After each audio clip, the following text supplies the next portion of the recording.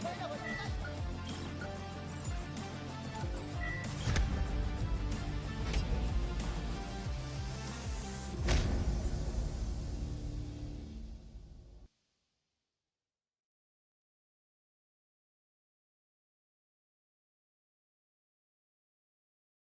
and gentlemen, welcome back to the PCS here for Summer Playoffs. My name's Asterix. I'm joined by Nightstar. And as always, you know that we're sponsored by CDBC Bank and China Airlines. You know what? Just this once, let's thank Riot Games, Carry Live, and Garena for operating and producing the PCS, because if they weren't here, maybe we wouldn't be. Now, Nightstar, let's be real. Last game, bit of a surprise considering that DCG were our second seed, but Beyond Gaming just beat them down in quite literally under 30 minutes. Oh, pretty good gameplay.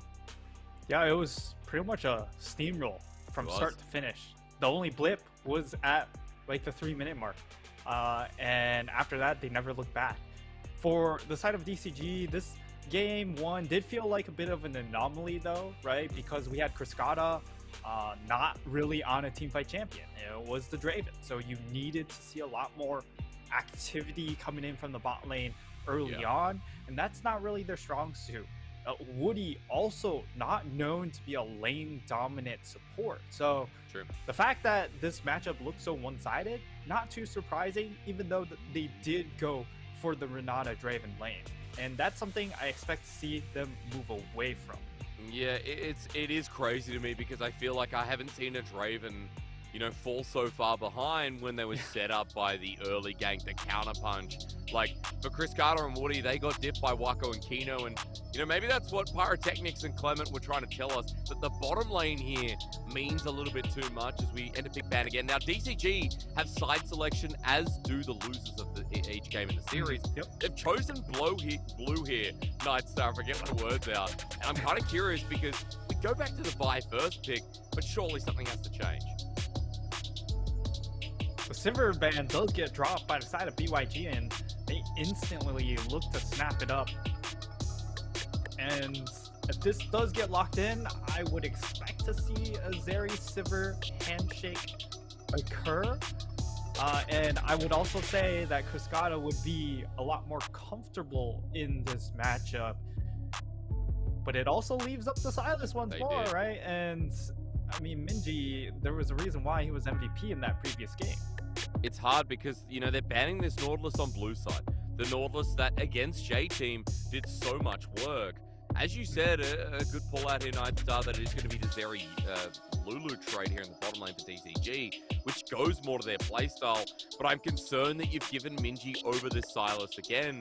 And now especially, you know, we're going to see the other support that Kino has done well all split long. That is 4 out of 5 wins on in summer and playoffs included.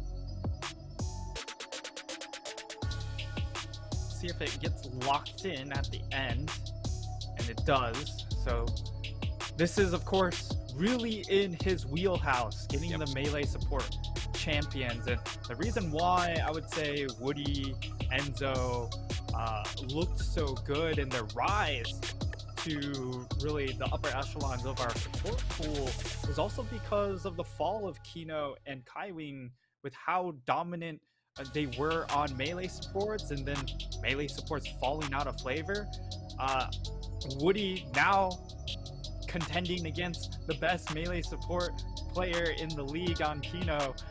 We'll see how this plays out. I'm definitely scared because, you know, last time we saw lane presence of BYG hover down towards bot side. And it feels like, you know, we're set up again with Minji at the Silas, but I also like that there's this same ban set from BYG. Talia Galio against Nesty, getting rid of some of the semi-globals that are used to interact with the rest of the map. And this time they will go ahead and ban away the Zim. I like that adaptation here. Make sure he doesn't get to play big, strong teamfight champion. Trundle's open though. Trundle is open, and it would allow you to apply a lot more skirmish potential, especially against the Vi pick here. This would not be it. But they go for yet another teamfight oriented jungler, the Viego, although it should be a lot more skirmish heavy here this time. And Viego is something that has just fallen quite by the wayside. So surprised to see Husha pull it out. You know, also the carry potential there as well as DCG bringing Yone. Alrighty, now Nesty decides he's gonna take it personally against Minji.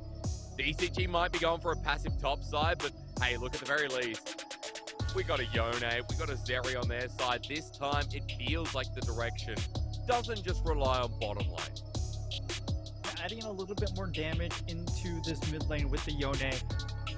We'll really need to see him perform in the lane phase in order to have that extra damage reliably in these team fights. As in the previous game, he did do well in the lane phase against Minji. Of course, both of these players not known to run away with any leads in the 1v1, but we get the last pick, Camille, to come out from BYG. I love this adaptation, knowing, hey, we need some sort of lockdown onto this extremely mobile carry of Zeri.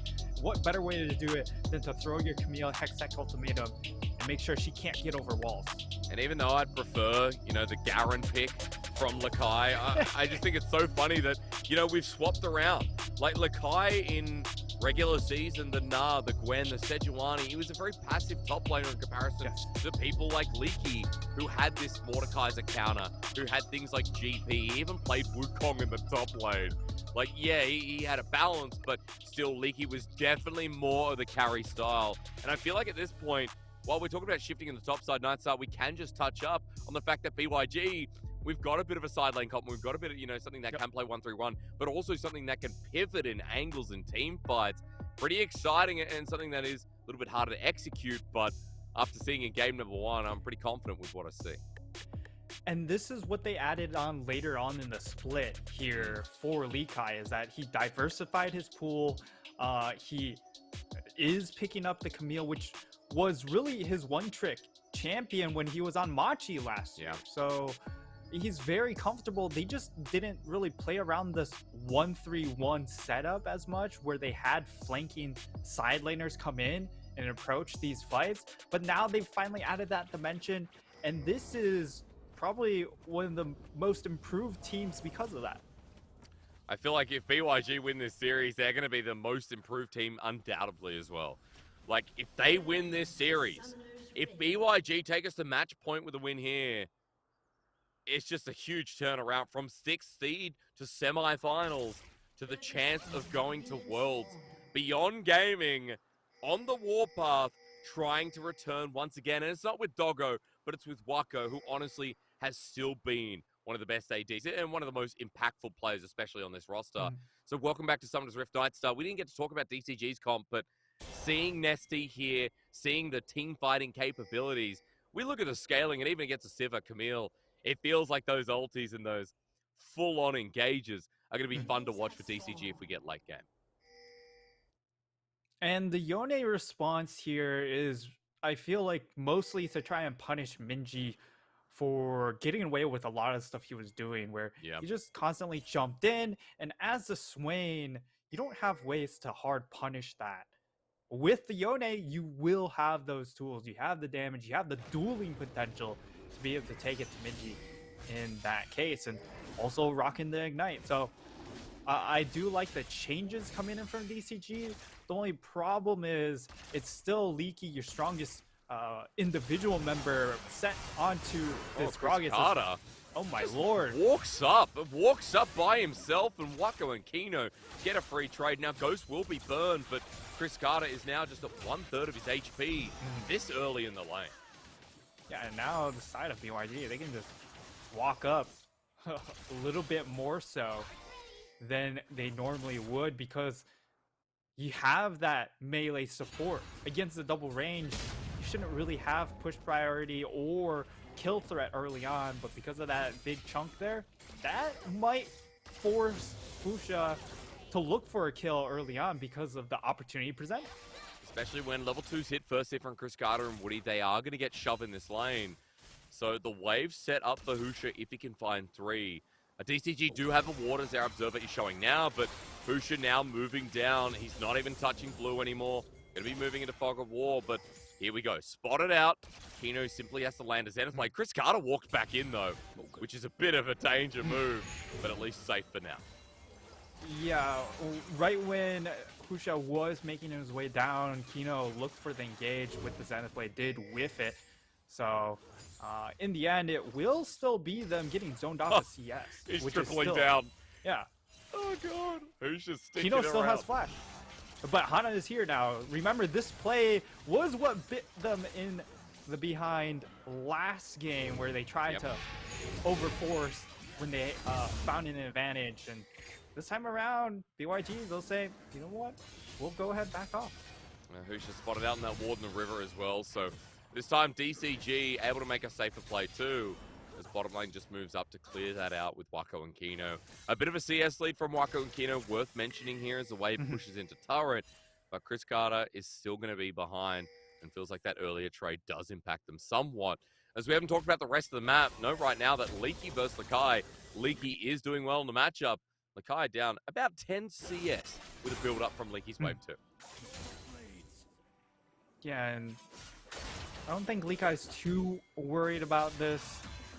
Again, he's played so many Camille games last split. This is very much home for him. So he knows the ins and out of this champion. It's going to come down to, you know, the fact that he will eventually outscale the Gragas in the 1v1. But most importantly for Leaky, it's going to be hard for Leakai to still find these all-in trades until much later on, where he can just kind of one-tap the Gragas because of how much disengage is built in. Oh, Kino flashing forward, Ignite though in the meanwhile. Chris Carter going to get out after cleansing, but the Ignite trade onto Kino. Chris Carter trying, but the Zenith Blade. Kino jumps back in, first blood goes down, and Kino's so tanky. Woody can't kill him yet. Glitterlands at least finishes the job though, as Wako sends out the boomerang. And only just surviving as Woody, but look at this wave. Once again, Wako is able to push a massive wave in, and Chris Carter's nowhere nearby Nightstar. Wako and Kino are just so damn good. Yeah. Oh my god.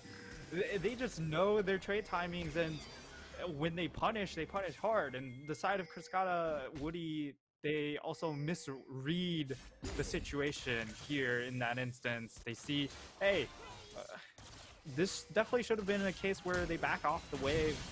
But Kino, this is great play from him, knowing that, hey, we can just keep on chasing. I'm Leona. I'm still incredibly durable when I have that W on. And just look at the amount of damage he's able to soak up. Then the extra healing comes in, I believe, from the level up, and that keeps him alive long enough for Waka to almost get another kill. You know, we come back and once again it's rinse and repeat, right? This bottom lane is an issue for DCG. Chris Carter's able to catch up in some CS, but that's him clearing the wave. While right now Wako has a build-up of his own, so he'll be able to push ahead by about 10 as Chris Carter jumping into this, but Kino is yet again back, but hey, Hana is by his side, so this time it isn't going to be a bad move. As Hana is still moving into the wave, and but beyond gaming, this could be a counterpunch that hits them hard if he can get in, but of course the answer is no. Yeah, the setup is just not there. Wave isn't in a good spot to do so, and that's really get ahead, go ahead and crash that wave, reset this bottom lane state, which has been quite dire. At the very least, because of that, attention down in the bot lane, it allows Nesty to continue farm up a Storm. Currently on 60 CS, doing well for himself in top lane. Root down, and look who's here, flash in, and yeah, Woody's just going to die. Now they turn on to Chris Carter, he gets over the wall, but the kill went to Wako again. DCG are just feel like they're going to be gapped in this series through bot Nightstar. Yeah, it's starting to become a really, really massive issue.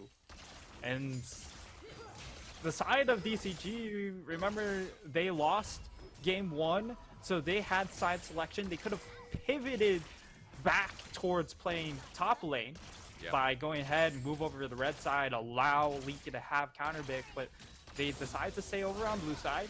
And once again, they are suffering because of it. Even though they get a counter pick in Nesty on this Yone, the top lane is still on a fairly unimpactful champion of Gragas.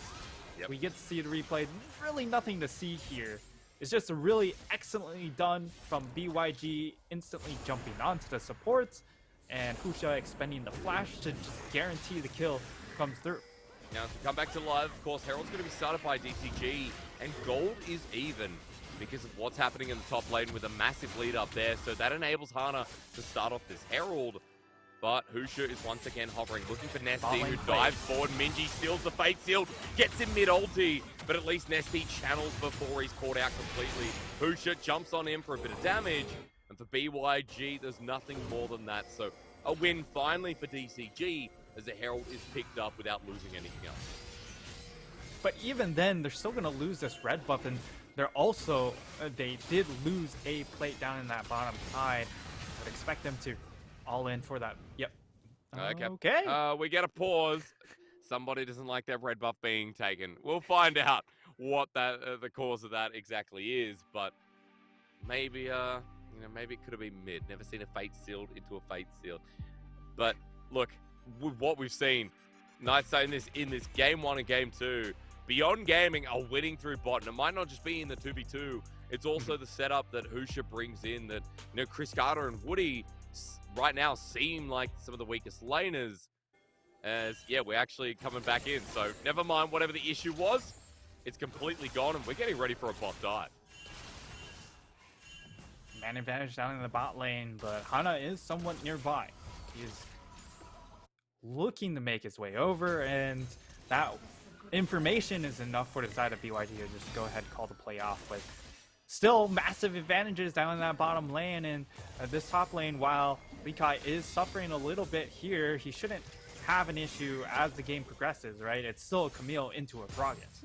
While Gragas may have so many disengaged tools, there will be a certain point where Likai just picks him in the head, and he just loses 50% of his HP.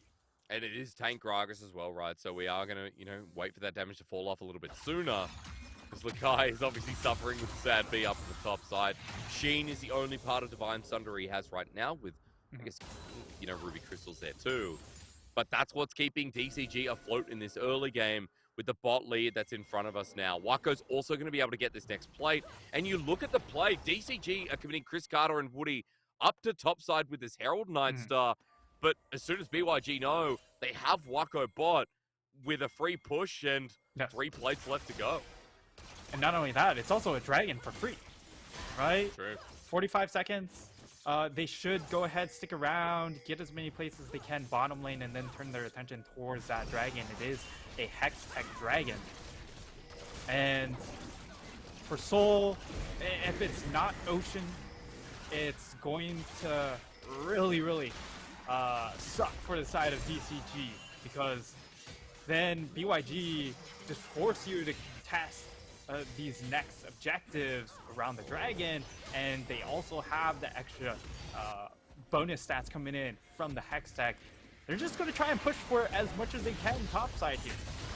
Yeah, they get the charge in. I mean, Minji had to TP, otherwise that was in a turret gone. So maybe for DCG for losing out so much in bottom lane, this play ain't too bad. He is chunky, and he's going to get a lot of gold here from the turret response. But DCG are moving towards mid. I mean, this is a great play. This is a very good response. This is... They're going to get Dragon too, because TP was burnt. Yeah, this is a very clean response from them, and now they also have the priority to actually set up around this second dragon. If they manage to steal this away, that would be massive, but they are kind of sitting on a bunch of gold, right? There's Skada, he's been behind, he got a huge influx of gold, so maybe don't want to take the fight because of that. And for the side of BYG, like, as things stand, you still have the stronger AD carry, so I think that's why DCG have decided to give this up. At the same time, the extra influx of gold, there was so much solo gold going into Waco. He's on a really fat buy. So second dragon does go down. Further to your point, there wasn't Everfrost for Minji, so also paying respect after the play. I think the biggest thing as well is, Leaky not in position to run in and set up for the team fight. So for DCG, losing yet another dragon after the good map response play. We'll have to see what items come through next, because Berserkers was just picked up by Chris Carter. or at least before he went back. Now has the Immortal Shield Bow, fully completed item. Well, as you're talking about Wako on the Sivir, there's a Kraken Slayer, double longsword, and this Sivir is very elevated into this game, and it does feel like BYG, despite being 1,000 gold behind, are in a very comfortable position where we talked about how they side lane, and now they can force with the dragon stacking already started. Now, I'm keen to see where Nesty is in his build. He should be very close to that Blade of Ruin King, but as it stands, DCG will be able to steal away a red buff, so, you know, they're still finding small victories on the map. Just, they need to hit that one item power spike, and maybe they have the opportunity. Of course, at 2 items, that's where your tanks will feel really, really tanky, and that's going to be the case for both Nesty and Leaky, who will be going for those tank mythic items. And I like the change. Playing with that. Yeah. Back to the point, it's the fact that Nesty on this Yone going the tank build will allow him to be the primary engage tool, rather than before where when DCG have to have Hana be the primary engage, they do struggle in that regard. So I like the shift, and we'll need to see how Nesty actually performs.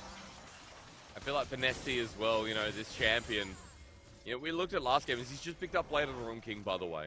So, worth mentioning here with the first item coming out for multiple members. But I was going to say for Nesty, he's been denied his map movement. He's been denied his huge team fight semi-global champions. But this one is still reliant in the team fight. So for Nesty, it's still a good dynamic. And as we look at this second Herald, everyone's grouping up. I think Nightstar, we're going to get a fight even over the second one. This could be the big fight we're looking for from the side of DCG. But they're late. They're very late coming in. They are late. They've got the eye explode. BYG, Minji has the ulti. There's an explosive cast that comes through. Kino baited out, but the fate sealed in the back line. Nesty doing so much work under Wako. Wako's gone. He gets the Sivir, and Nesty's caught in the pit for the time being. That's a reset comes in for Husha, but it's not working out. Leaky is such a big fridge. As Chris Carter gets over the wall, the space given. Chris Carter flashes, and Minji's the last one alive. DCG taking the team fight, and it all happened so fast, but Chris Carter is now unleashed. And this is the DCG we were expecting to see come out in these playoffs. This team that might not necessarily have the best laners, but when it comes to team fighting, this is why Chris Carter was heralded as one of the better rookies coming up into this split. We get to see the replay of the fight. Kino actually ends up getting jumped on by the side of DCG, and because of the burst damage, that actually throws the rest of the fight in shambles, because Kino isn't able to occupy that choke point and stop DCG from funneling into the fight. And then the ultimate comes in, Fate Sealed gets onto Wako, deletes him from the fight, and that's all their damage gone, because that is the Kraken Slayer Sivir that should have been super far accelerated, but now they've tossed a little bit of that back into the hands of DCG. It's just what you want to see from Chris Carter. The lane hasn't been working out, but he finally gets the free hit in the team fight. It ain't the Draven that we saw last game that wasn't able to get in range. Chris Carter unleashed now with 2 items. The next Dragon's going to be pretty big, and it feels like Nesty as well deserves a lot of respect for that last fight after picking up his Blade of the Ruin King. And we talked a lot about the top side play moving into mid. They might not have gotten that Dragon, but with the gold trade being able to have an equilibrium in that last fight, feels like for DCG, that's what set them up for now a 4K gold lead, as I said before, and a Dragon that they can contest.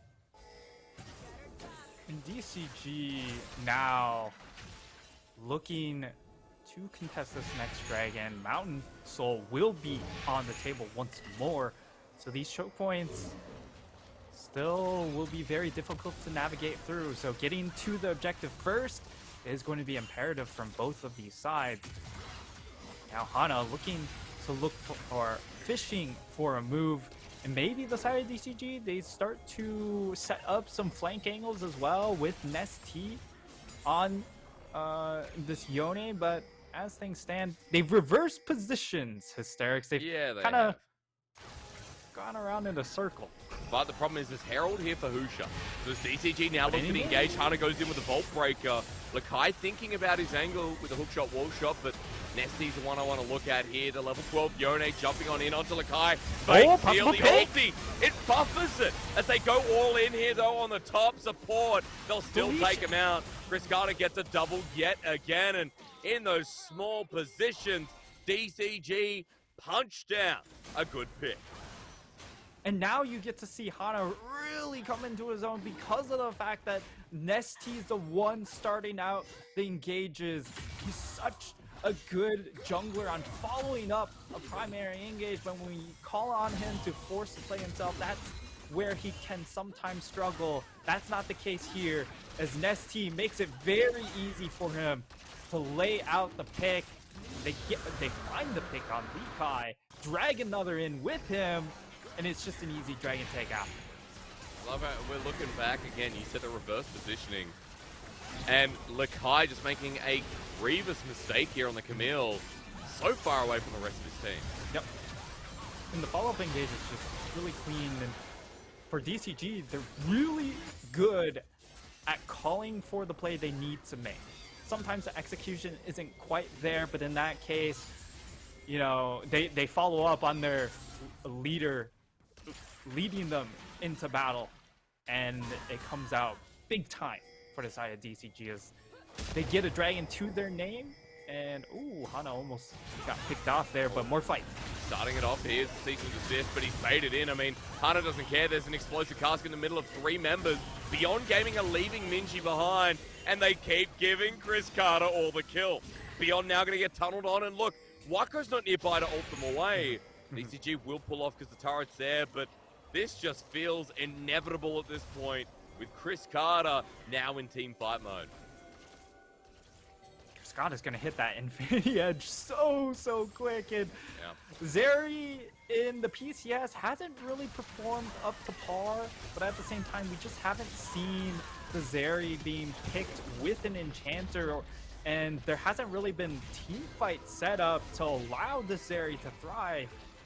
But DCG, they lock it in, and it's absolutely dominating this game, even with a rough early game. Now, I will say that I feel like for Beyond Gaming, rather, there is a way, as we talked about earlier in the game, for them to come back into this, but it's so far behind right now. It's 6,000 gold against them. The double dragon stacking might make a difference in the end, but for now, it looks pretty difficult to see how Lakai starts sidelining, how Minji becomes more relevant as well. And Wako, even as he gets to the 3 items, as we've talked about, Chris Carter will be there first. Chris Carter might even be to the GA at this rate before Wako has his 3rd item. So it looks hard for Beyond Gaming, and a really good turnaround as Husha might even just be caught out here. Sees the ward, sees a Gragas in the brush, but Beyond want to turn onto him, but with an explosive cast, Kino now sent to mid lane. A Solar Flare, and Everfrost an explosive cast that's even better. It's a good setup, and Leaky takes so long to die as Lakai jumps on in. Wako now free hitting. We've got a Sivir who's ricocheting for days onto Chris Carter. They can't kill him though. Nesty tries to get him. Boomerang Blade helps out. Lakai sets up the engage with the Vault Breaker. Wako with the spell shield. His team fight being challenged. Nesty jumps on in the Boomerang. Wako can do it too. A double kill for the 80 carry, replacing Doggo. And now with low health bars, the Glitter Lamp buys some time. But Beyond Gaming from the brink of a bad team fight, bring it all coming back. Oh my lord, the sidestepping coming in from Wako at the very end keeps his health bar above 0. And he lives through that fight, carrying it, getting a double kill, in BYG's fortunes even at 6k gold down. They managed to actually win that. It was ridiculous. I just can't believe. You know, we saw this out, the flash comes through, but Minji's ulti sets up for Beyond Gaming to be confident. Look how long Leaky takes to die. Yeah, Leaky just soaking up so much damage. Of course, this is the tank build, and the key part was just how far Nesty was from that fight. Took way too long to get into it, and this is where it gets fun. They jump onto Wako, the spell sheet comes through, and then he takes a big chunk of damage here, and then he's just sidestepping. Look at it. barely lives on a sliver of HP, and it makes it very, very close. This could have just been the ace from over 5k down, which is bonkers. It's a shutdown too. Damage is huge from Wako. Now Chris Carter was still able to benefit off the fight. It's still 6,000 gold. But Wako has shown now what this Civic can do, and I believe we're at 3 items or just about there. We'll see when the damage graph goes down as yet. LDR was simply picked up then back in the base, so we're not going to get an IE yet, but we are going to get an LDR to cut through. As you know, speaking of cutting through, Chris Carter is a 3 item Zeri too, so I feel like that's one moment from Beyond Gaming, but DCG are still showing us that this should be their game. And because of the Mountain Rift, it actually makes it nigh impossible for BYG to get into the Dragonflight, because they're just trapped. You can't get around these choke points against the Electro Laser. So, side of BYG, they decide to back off of this objective, waiting for perhaps one more item on Wako before they force a dragon fight. Thankfully, still a lot of time bought because of their first 2 dragons. Usha was spotted out there. I was worried DCG were thinking about turning, considering the lens spotted that ward over the wall. And when the lens was cutting it out, knowing that there was no control ward there, they knew that Husha was standing by. So, really dangerous play, but at the very least, BYG not getting punished, not getting hurt after the dragon goes over to DCG. And the timer does mean that, you know, we are going to get a soul at the earliest of around 34 minutes. And for Beyond Gaming getting those first 2 dragons, maybe it's enough for them. Maybe it's enough for them to find another one of those dream fights. As Leaky, just explosive cast in the end. Okay, fair enough. He probably thought someone was waiting there. A little bit hopeful there. It does mean that, you know, there's a small chunk of time. Oh, pick onto Minji, maybe. On the side, he ults as well. Husha's here, though, might be a turn, but Chris Carter makes sure that Minji regrets the decision to go in. That's so much damage so quickly. It's like, hi, going pretty deep, and DCG now with the pick. Look, there's no mid laner. 30 seconds trying to threaten the Baron. They are going to just go ahead and pull off after finding the pick, but Minji definitely overplayed his hand in that case. Fishing for the pick, ends up getting spotted by Hana as he made a rotation, trying to get some deep vision, and they turn the play on its head. However, Xerix, we are 25 minutes into the game, and there's been 3 towers taken total. So the next fight, if it ends up getting dominated by one of these teams, there's a lot of standing gold that will just fall off the map very, very quickly because of the Baron and because of the extra tower gold available. Yeah, it feels like, as well, like, for DCG, the turret take is so quick. Zeri, Yone, like, that's why as well the Baron threat is the same. As Nesty is just going to go and send out his spirit to try and find out if anyone's towards Baron. There is a ward from Beyond Gaming in that Pixel Brush. The DCG are moving up here without Chris Carter for the time being. All of Baron that was spotted out. Lakai ultis in. Kino solar flares. Explosive cast doesn't work out, but Wako flashes on in. But they can't kill Chris Carter yet. But Minji finishes the job. Big shutdown for Husha, and they've still got Wako alive. Nesty runs on him, but now he's separated. Leaky's getting hit hard. The boomerang blade almost kills him.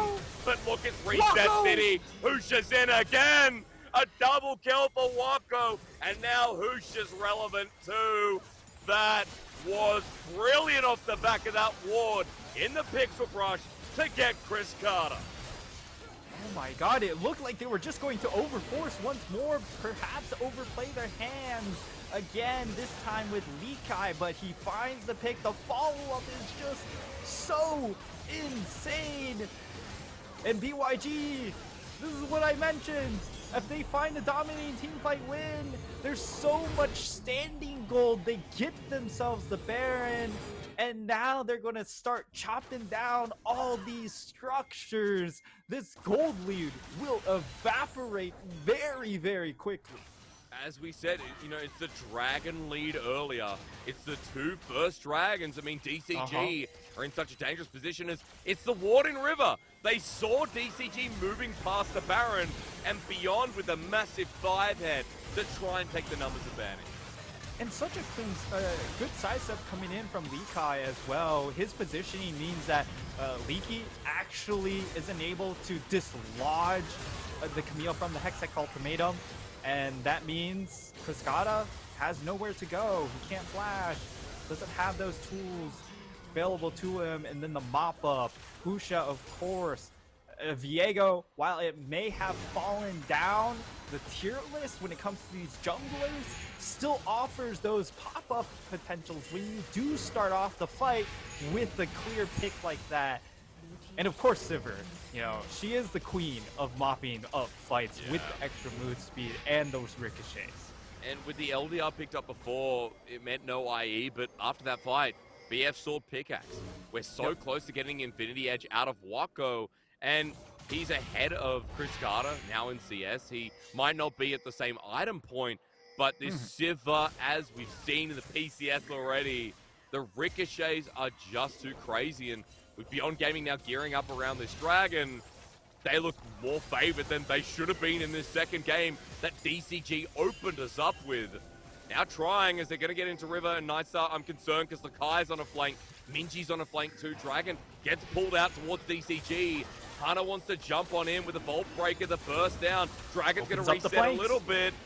It's an Ultra Shock Laser there, and DCG are just going to have to wait, but Minji walking in to a fake field. He's caught out, but he goes golden, but meanwhile, Dragon is going to go down to Husha for a one-man pick as a Solar Flare, and the explosive cast saving Lakai. Chris Carter gets the kill, but now Salt Point for BYG.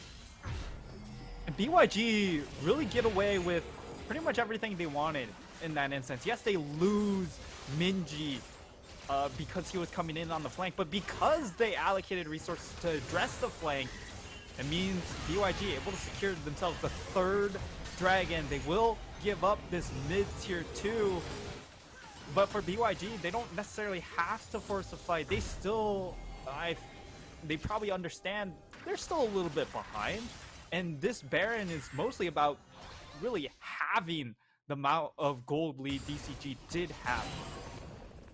Look for DCG, you know, the pick off onto Chris Carter. It means we're getting towards 5th item a little bit sooner too. He's already got the GA, so it's still DCG's game somewhat, but the biggest problem is now that Wako has his 4th item, the Infinity Edge is there.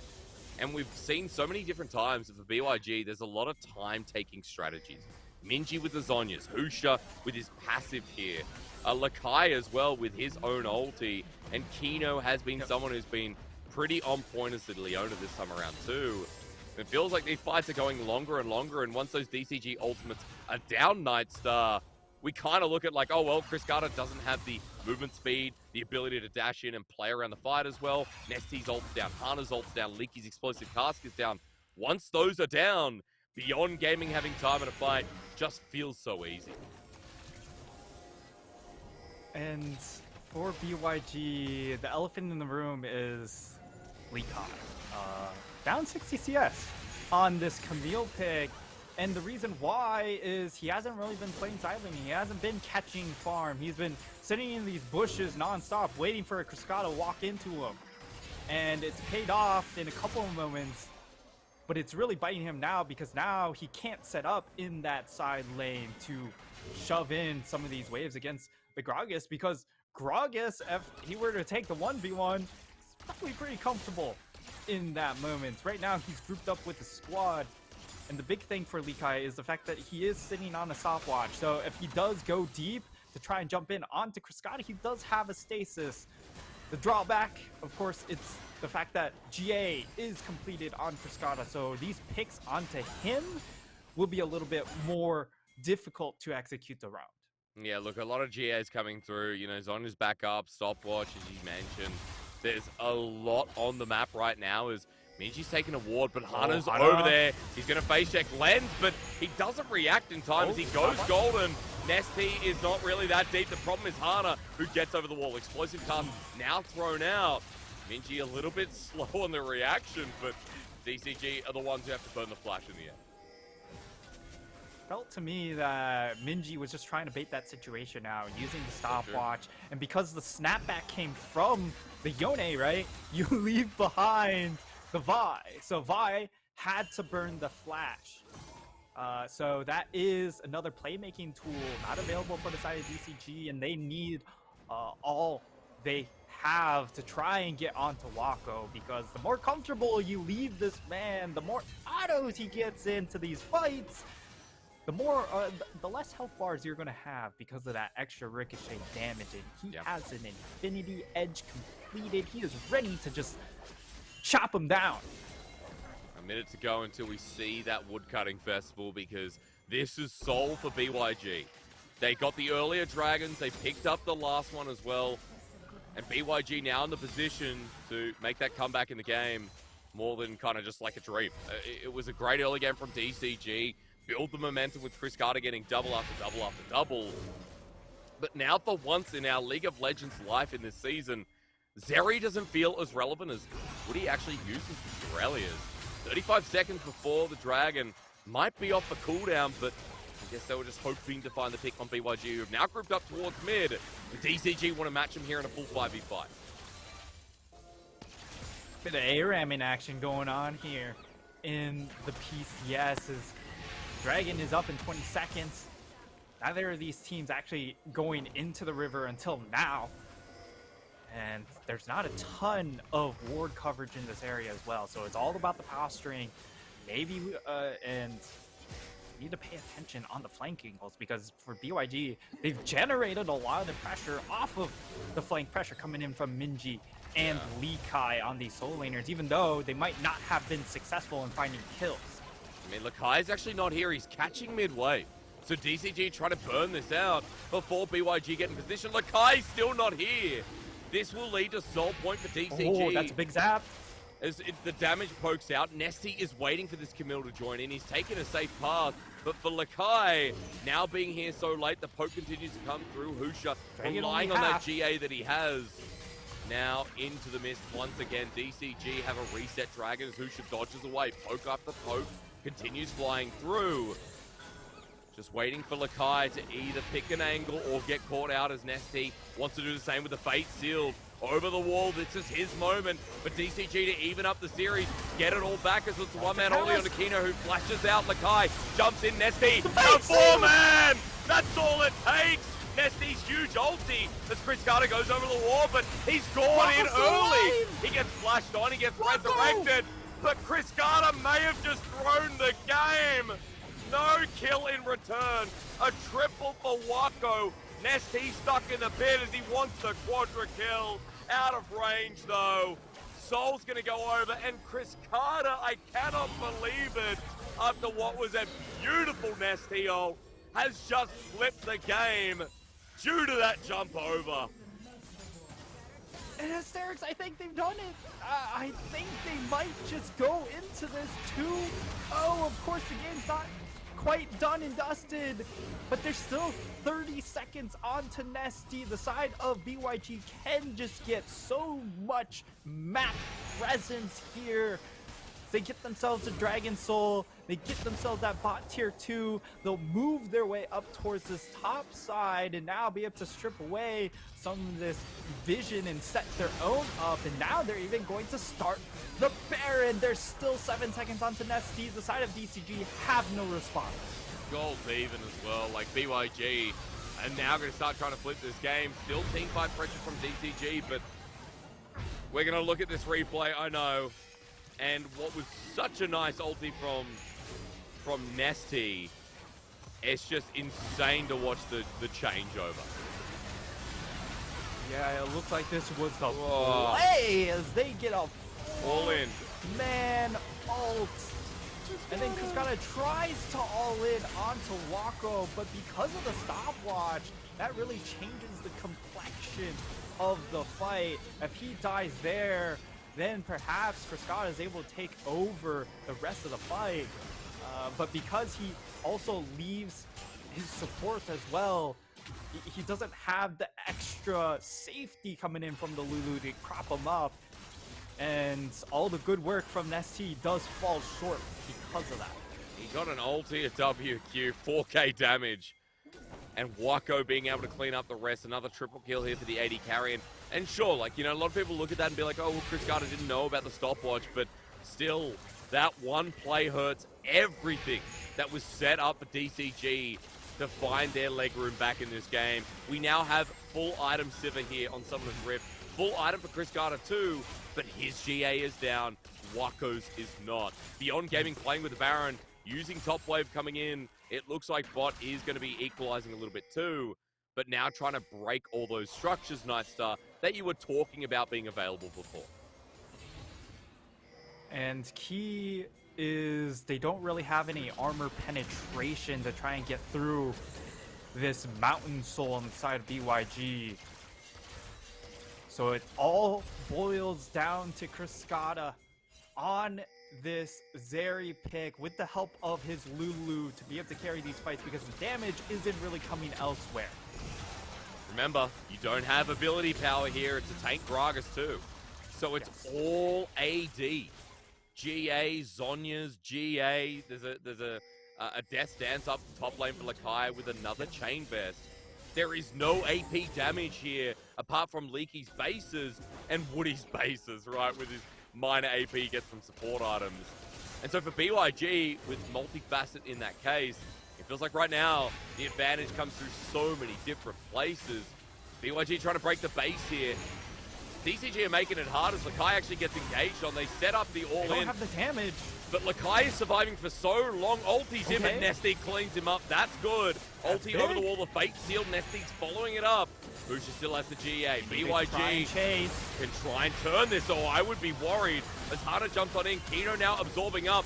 Wako not feeling confident. They all flash on in, and BYG aren't actually stepping up for the turn. Instead, Deep Cross Gaming get 2 picks and stop the Baron.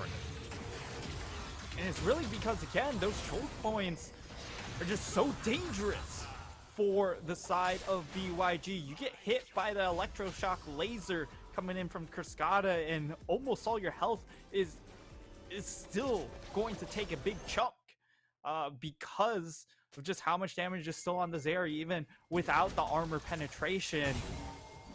And really nice execution from the side of DCG, knowing that they actually had enough damage because of how far behind Lee Kai was. He's still only on 3 items, right? Yep. So if he gets caught out, even with the extra durability stats coming in from Mountain Dragon, he's not going to be able to survive the Black Cleaver coming in from Hana, amplifying the Yone damage to finish off that kill.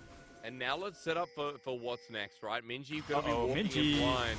That could be what's next. Elder's up in a minute 10. Elder is up in a minute 10. Everfrost comes through. Minji's just dead. 60 seconds, he has TP, but Elder is how DCG can actually win this game. Yeah, the extra true damage is going to help invalidate the extra resistances coming in from the Mountain Soul, and DCG may have found their way back into this game at 40 minutes into the game.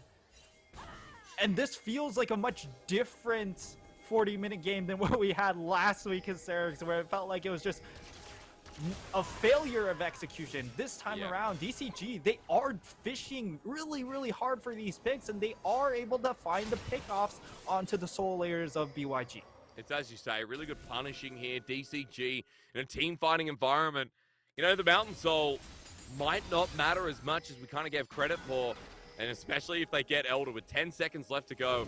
I mean, BYG, they need to contest this. Minji's up in 3 seconds.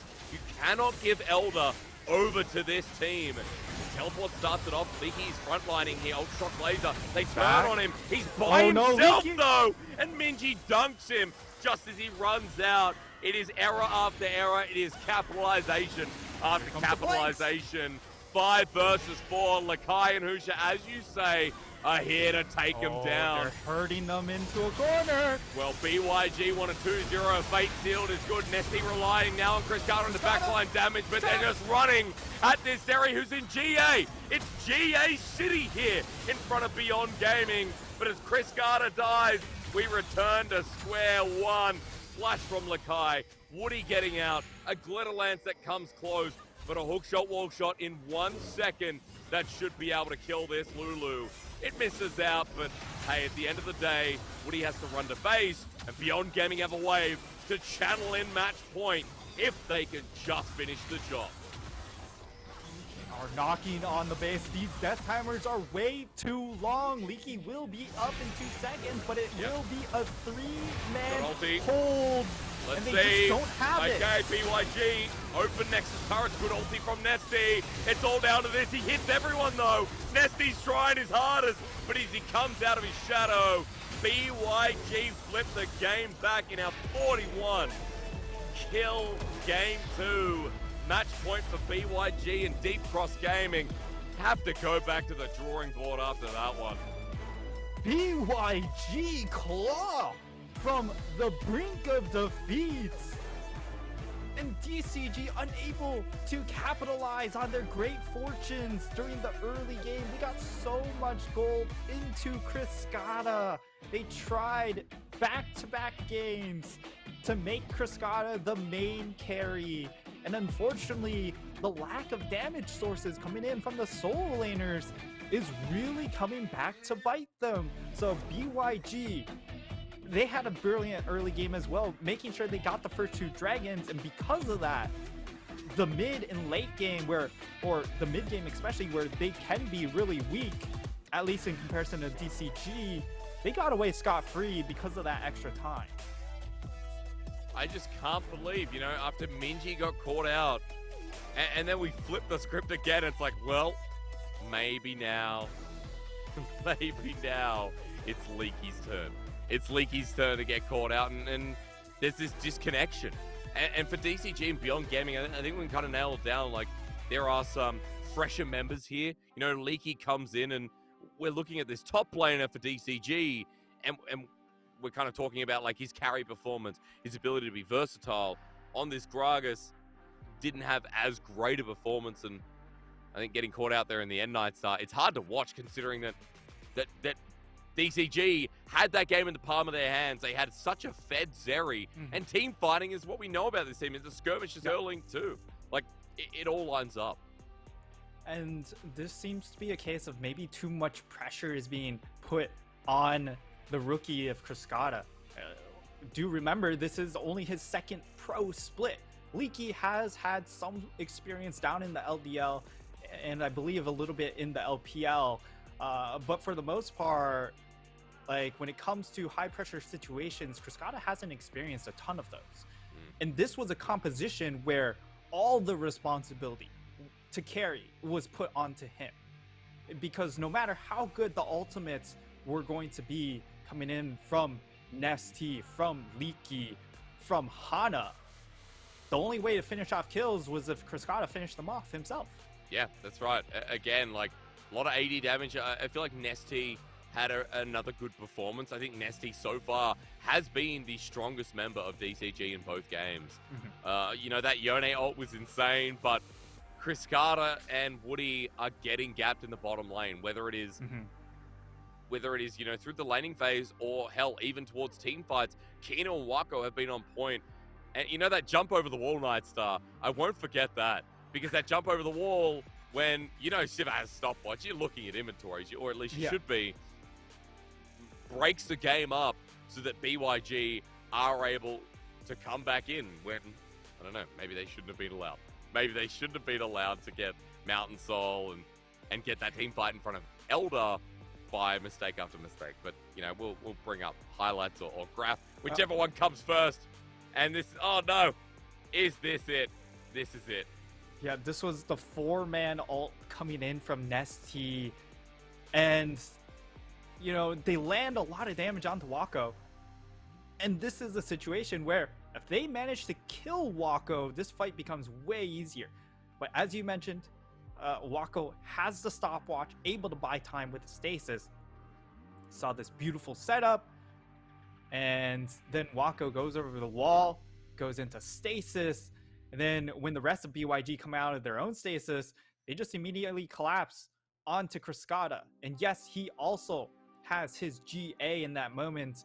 But Woody doesn't have a GA. He doesn't have stasis, so he needs a little bit of help from the rest of his team, and the rest of the team just isn't there. And the rest of the fight falls away out of their hands. And we get this next one where this one was the fight where Leaky does get caught out. And that's it, right? Because they don't have much of a front line after that. It's pretty squishy. The collapse comes in, the trap snaps, and BYG come out with a 2-0 out of seemingly nowhere, even though I thought BYG would put probably a more competitive fight than most people would think. I didn't think it'd be this convincing. Yeah, true. I mean, I think today has just been a line of convincing from BYG, where we have seen Wako and Kino play to the limits. I think Husha has shown us why he was one of the top tier junglers in this split too. You know, Minji had a bit of a shaky game there, but a couple of the last team fights, Minji was better. So I feel like for BYG right now, they're coming in as the underdogs, but even against Deep Cross Gaming, it just seems that in a BO5, BYG are a completely different beast. And the 2v2 lane that matters so much in our Dragon meta is seemingly too much of a loss right now for Deep Cross Gaming, where BYG are taking over.